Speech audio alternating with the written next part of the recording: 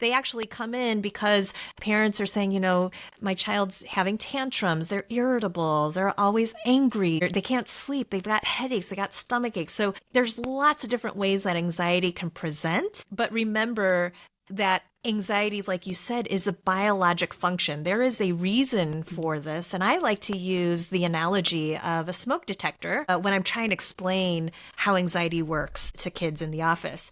So I like to say things like, there's a smoke detector in our houses and places that we are in school and all that.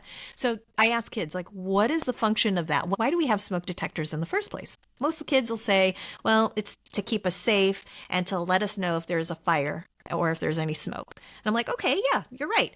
But how does the smoke detector do that?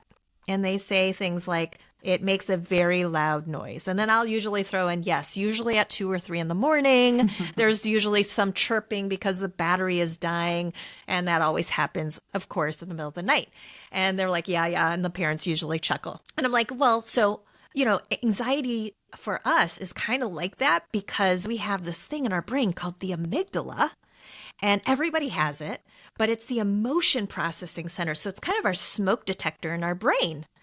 And I tell them too that unlike a smoke detector, we don't beep really loudly. Our body instead uses the systems it has to alert us. So it can be stomach aches, it can be headaches, it can be hard time sleeping, it can be needing to go pee, like those kinds of things, right? It can be all those things. But part of our job is to try to figure out how is our body alerting us to this need to stay safe, to be vigilant about our surroundings, and then learning how to check, is this a real alarm or a false alarm?